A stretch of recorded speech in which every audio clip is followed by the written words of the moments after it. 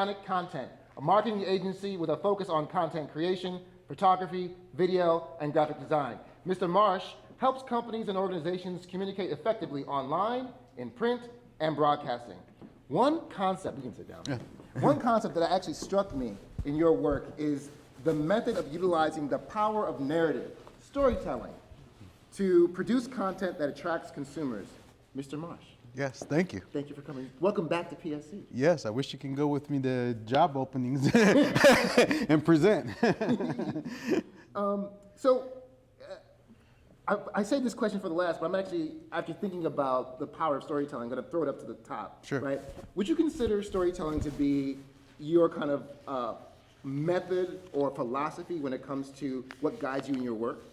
Yes, so storytelling is at the heart of pretty much what I do because my career started in entertainment. I started at Sony Pictures, I started at TriStar, and then went over to Universal, and I was a story editor, so I read all the scripts that came in.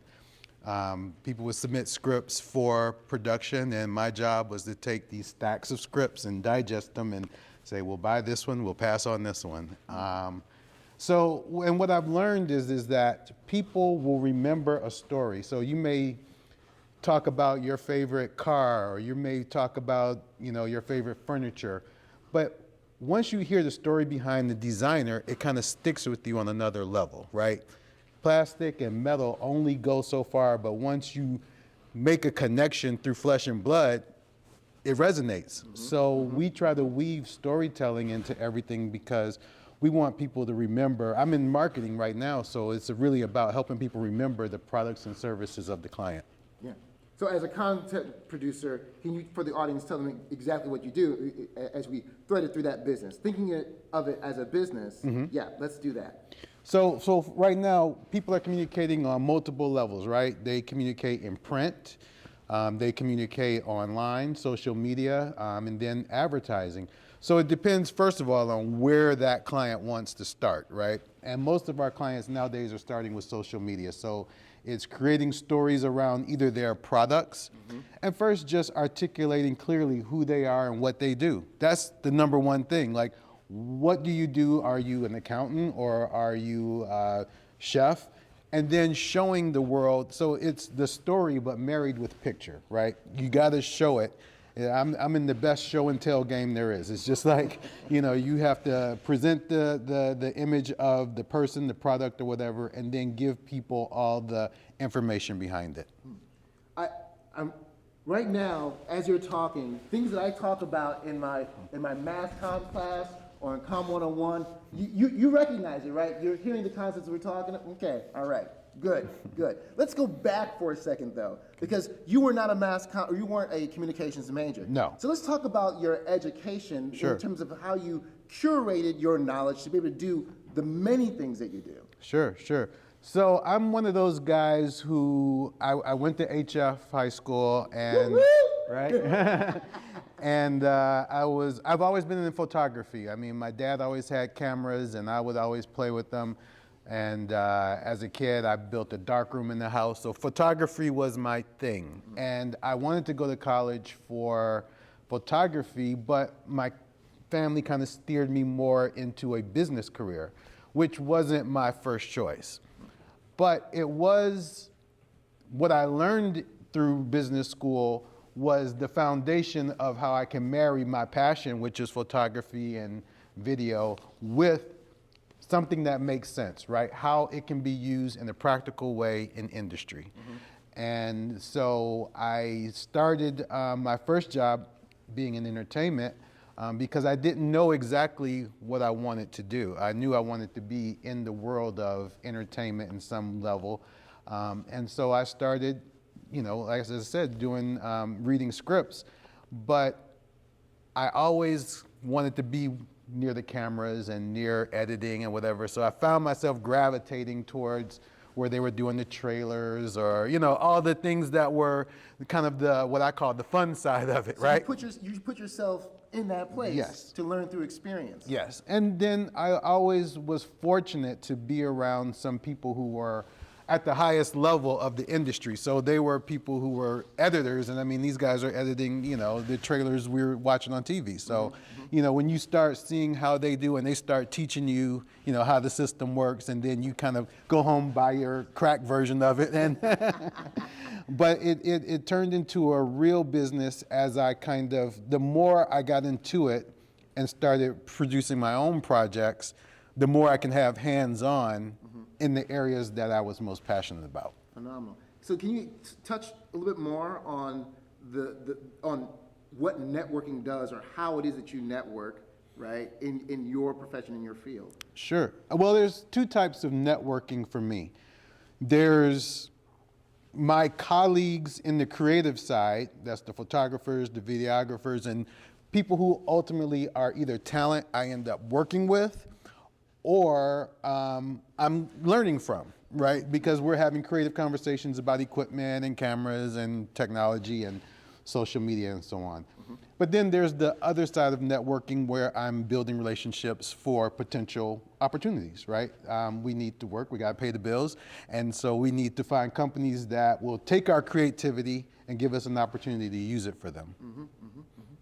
Can you tell us about, speaking of technologies, the shifting nature of technology and how that impacts how it is that you do your job? Like Andrew talked about things being digital. I mean, right. That's where we live right now. Right. So how has technology changed for you, and how do you train yourself up to use all these technologies? Yeah, no, I mean, it's a crazy world because you have a learning curve on every app, on everything that you do. And I would say that because of COVID, the adoption of technology in America shifted into superdrive, right? My mom, 88 years old, she's on Zoom. She's not doing TikTok, but she does a lot of other digital communication that she would never have done had not COVID pushed the whole world in that direction. Before COVID, I was living in Kuwait. And so while I was in Kuwait, we were in Kuwait for 4 years, and I was doing marketing for an agency there. So I was taking American and British brands and repurposing that content for a Middle East audience, right? You can't have miniskirts on in the advertising in Middle East. So we were doing that. And what I noticed is that a lot of the countries in the Far East were much faster at adopting technology. They were using, means to communicate on a whole nother level with WhatsApp and Instagram, and weren't even really doing traditional websites and other things. They were very, very fast at adopting technology as a platform to use. And these are smaller countries, and they could do some things a little faster. They didn't have all the same regulatory systems that we have here in the States. But the point is that the technology is changing ever so fast. And even for me, we do photography, and I tell my guys, some of the things we're doing and people are wowed by maybe an image, they're going to be able to do a lot of this on their own because you have, artificial intelligence coming right behind us that will take the same picture, and do some of the things that we're skilled to do in a much quicker way. So, we just have to, always run in front of technology as much as we can. And didn't I think I saw you using drones. Yes. And talking to tell them about it. Yes. No, we love, drones because, again, that gives a perspective that we would never have before. I mean, and it's amazing. So we have two types of drones. We have some of the bigger drones that, are, HD and are 4K and 5K now, but we use it to tell a story, right? We kind of start wide. So if we have a client and they have a storefront, the drone allows us to show what the surroundings around that community look like, right? And then we can go in closer inside their facility, and then we have smaller drones that can fly inside the physical space. But it is just another tool that allows us to communicate because, again, we're marrying picture with story. Yes. And you will pick up the picture. Your brain is faster than my mouth. So you will pick up the picture and put things together that I may not even have to use a word to describe in the video. So that's, how we use drones, and there's a lot of tools. I mean, it's kind of like our paintbrush kit. We're just pulling out whatever brush we need to get that message out. Yes. I like that discussion, especially when it comes to organization, right? In terms of setting up the shot, right? You have the establishing shot, and you're getting tighter and closer. That organizational, pay attention to that. Okay, all right, we brought it up. All right, now, you fundamentally work as a team. Yes. Can you talk about being a generalist, a jack of all trades, versus having a specialist? I think you need them all. Yes. Right? Yes. Can you talk about that for a moment? Sure. So in my field, media can be very expensive. You think of it in terms of, if you hire me to, do video for your real estate, your home that you're trying to sell, it's probably myself and another guy, right? Maybe two, but really a slim team. And that's getting video of the physical space, that's recording the realtor talking on camera about, that's lights, that's audio, that's everything. That would be kind of where we're all wearing multiple hats. Now, as you move up and you get into, let's say, like a commercial for, Toyota, or a commercial for Kraft Foods, then all those jobs split into specialists, a sound specialist, a lighting specialist, camera, man, camera grip, and all these technicians that are making that shot look the way we want to receive it on television, right? So it is a collaborative process, but because technology is coming to the game, we have multiple layers where we can get in and provide good looks for people at an affordable price. So you don't have to have the big team to get a good look, but depending on if it's for broadcast, depending on how this media is going to be used, that will determine on what level you want to come in. Yeah. So you work as a team, you bring people in, you mentor folks, Sure. Right? What do you wish, as you bring new members in, what body of knowledge, or what does a new person who you bring in, what do you want them to understand about this industry as they enter? Things that it would be helpful for them to know. Sure. Well, I don't really bring anyone in on a know everything about the work side. I'm looking for specialists, right? I look for guys who know camera. I look for people who know social media, because we have two sides to my business. You have the business side where we're doing analytics and we're looking at, are we being effective with this media? Who is our target demographic?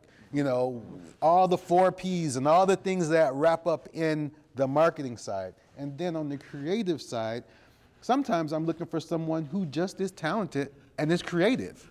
And not necessarily, I don't want to put them in a box and say, do this. I want them to show me something and let me see. You want to see their because perspective. I may get a wow out of it. Yeah. And a lot of times you do. I mean, the way the younger guys are using the camera is not the same way I was using the camera. So they're getting shots and they're doing things that, I probably wouldn't have done. And so I like to see what they want to do. And the other thing, because we are working with brands that communicate to specific audiences, my boutique, who sells women's clothes, has a message that is going to be radically different than my auto body client, who's, has a message for that end. So I look for also people who can speak to a certain demographic, because copywriting is a part of, what we're doing. Again, we're telling the story, we're having a narrative, and we want to speak in a way that will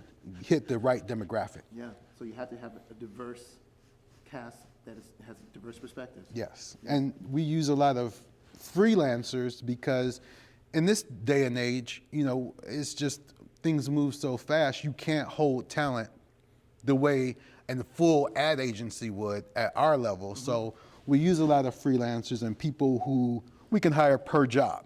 Yeah.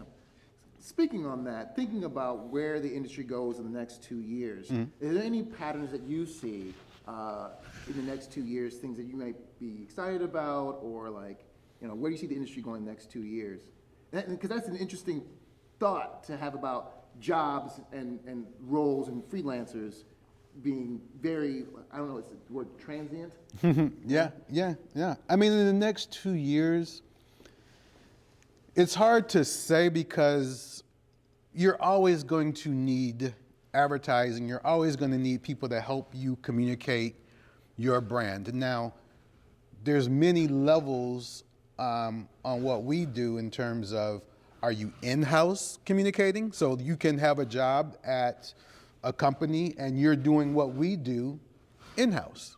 In fact, I did it for a church in Florida. They had like 8,000 members and they had a broadcast on television. So we were doing their ABC broadcast but we were in-house. So we were helping control the narrative for one client. Now what I do is I have multiple clients. So today it can be this industry and tomorrow it can be another industry. But it is really per industry what changes will happen.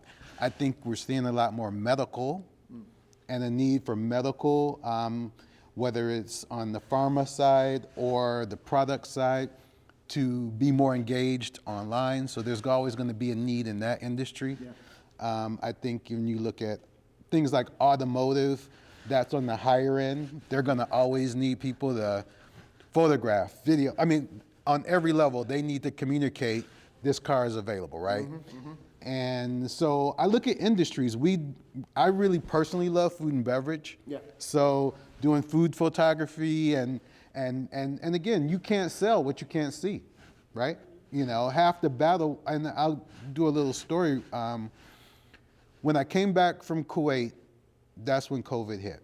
So nobody pretty much was doing anything. And I live in Flossmoor, and the restaurants who had all this walk-in traffic didn't have it anymore.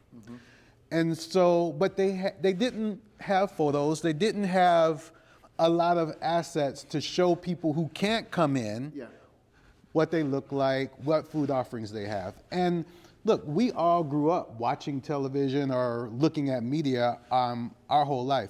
So there is a barometer that we all have if something looks good or if it doesn't. And you know how it is. It's like a magazine. If it doesn't interest you, you flip the page. And I told them, I was like, look, I'm not doing anything like the next guy, but I'd be willing to help you, with some good photos. So when people find you on Google or they find your website, that they say, oh, this looks interesting, right? Because you only have 3 seconds. 3 seconds before they flip the page, before they go to the next thing.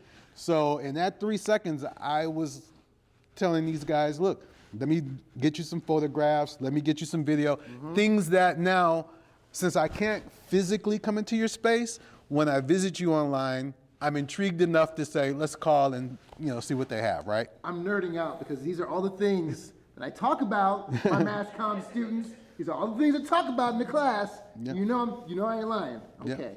Yep. Fantastic. Yep. Thank you for that story. Oh, yeah. It's very applicable. Right. Yeah. Yes. And it's true. And I think, for me, when we came back, I actually thought, I'll just go get a job and, blah, blah, blah. And once I started working with those people on Sterling Avenue in Flossmoor, then it turned into those people saw my work and they told people or other people saw the work. And so the work has grown organically without me having to really promote it, advertise it or whatever, because good work usually sells itself per industry, right? So if you do good in food and beverage for this guy, his competition is looking at it. So then they say, either they hire someone or they call you, and so on and so forth. So that's how we kind of got here. Do you want to show some? Yeah, I'll show a clip real quick. So what we're going to do is, I'll tell them, I'll set it up real quick with, because again, we were during COVID, I was trying to help make the Southland present beautiful, right? We are neighbor, our communities to the north and the west, they always have the magazines, they always have these things that show their community in a beautiful light. And so I wanted to contribute to how we can do that here. So this is a documentary that we filmed when you may have heard that the Calumet golf course was bought and going to be turned into a truck depot. And so I teamed up with the HF Chronicle, and it was our idea to really just show the existing other golf courses in the area, how we can just show how beautiful they are, how we can tell the story of how they came about, because that awareness can interest somebody in the city to say, hey, we're going to take the train out and we're going to go play, Coyote Run, or we're going to go play Flossmoor or Idlewild or whatever. And again, my whole thing is, a lot of times it's not sales anymore because none of us want to be sold. It's just show me. Yeah, and I'll tell you, I learned a lot watching the documentary about, because I didn't really know about the history of this area. I moved here in 1993, and I learned a lot just from watching the Southland Golf documentary about this area and how it was developed. So it was fun to watch. You can easily search it on YouTube, by the way. Yeah. So should I just play this? Now this is the clip.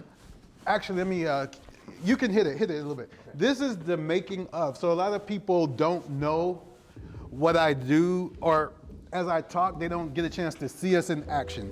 So this is just some behind the scenes footage of us doing the interviews. And again, since I do have to at some point promote my business, this is kind of how we promote, right? We give people kind of a look at, a little bit of the process of making the content. So these are all the interviewees, and this was at Ravislow Golf Course, and this is kind of what it looks on a typical production day. So you can fade that out, and then we can go to the.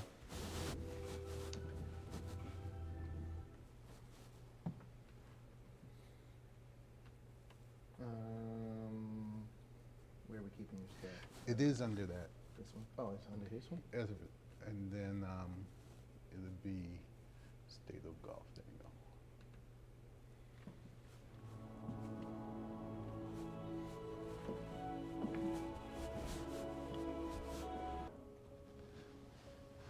Yeah.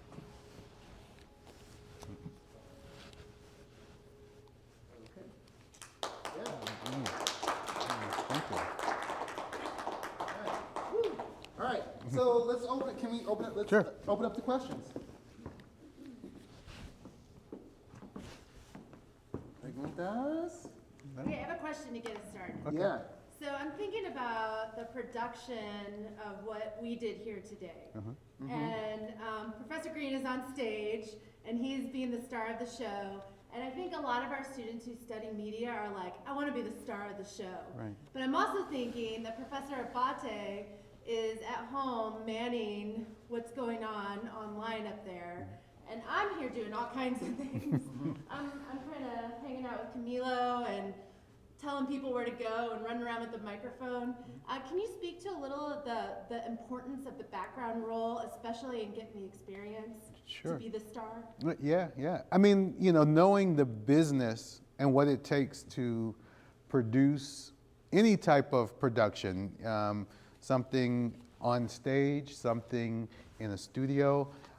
There are many different jobs that make that picture happen. You think of the makeup artists, you think of the people that are just prepping the talent. And we didn't really talk about this, but in storytelling, a part of what I do is prep the talent. That's prep the client to speak in front of the camera.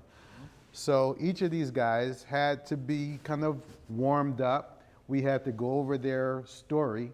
So I don't do scripted, I do outlined.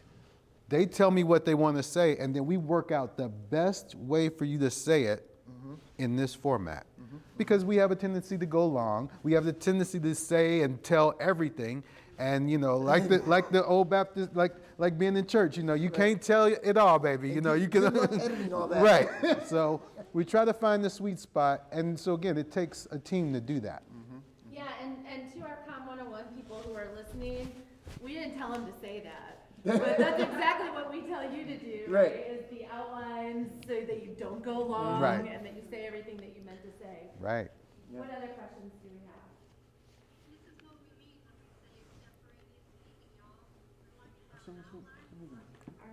Oh, she's saying what you're saying. So if you missed Professor Abate, she said this is This is what we're saying when we talk about extemporaneous speaking, right? You put together an outline. You're not reading it word for word because that would be super boring if we watched the people in the documentary reading what they have to say. Right. But they do have an outline. They are prepared. They're not speaking off the cuff. Right, right. So to speak. So good. And we do use teleprompters, but again, that gives a different type of interaction, right? And you can feel that when you're watching it. You know when something's real or not. And, you know, look, I'm always trying as a producer to search for the emotional thread that'll make this story stick. I don't even mind. I have a booming voice. Okay. So, you know, obviously you're an entrepreneur. Yep. And you have your own business. Yep. So you have to, as a marketer, you have to market yourself. So how long did it take for you to get yourself out there, get your business out there? And how, like what time frame did it take for the word of mouth to just be on fire so you didn't have to search for clients? Sure, sure. So, Can we you know, just repeat the question for Yeah. those at home? Yeah.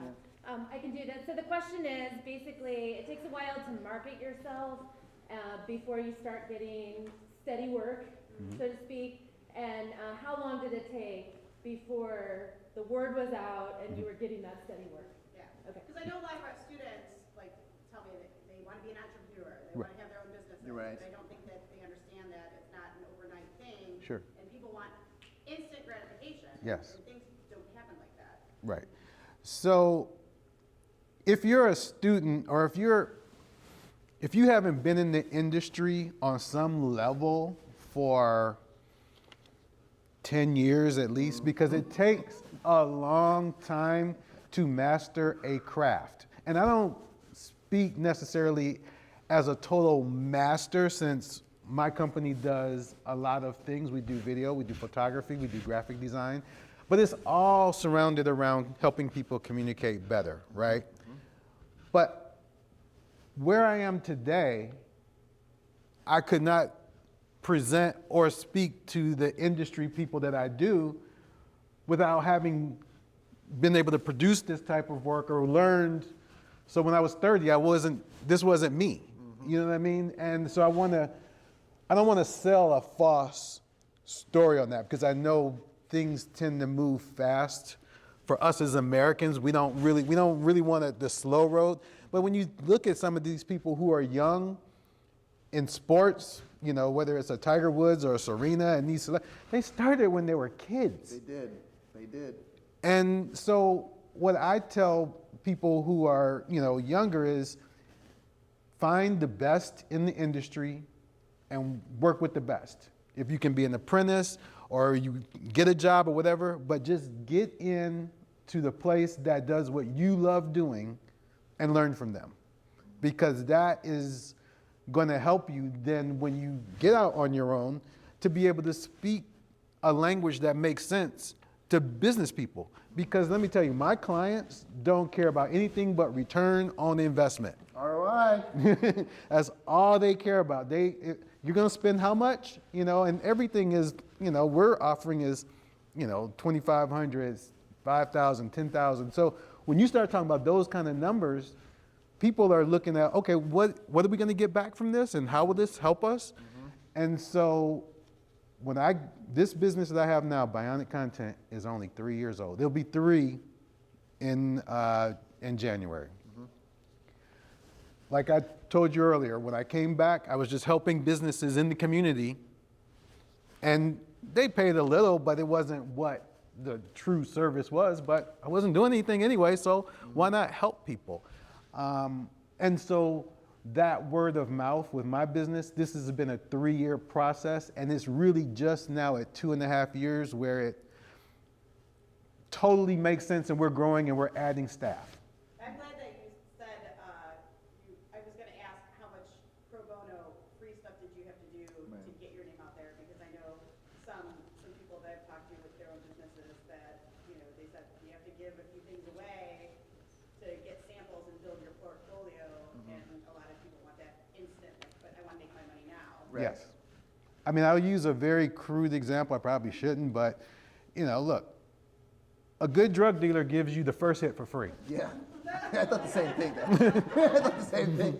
So, I mean, it's just, that's the world we live in. Once I give you a taste, once your friend says, oh, that was cool, you know, who did that for you, whatever.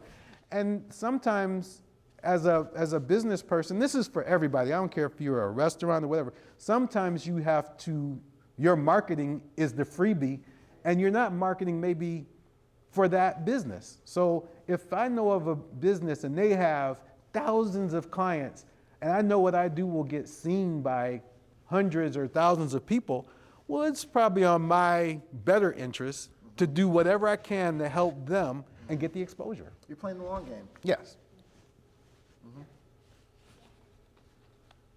Other questions? Yeah, Yeah, go ahead. You're loud go enough. ahead, yeah.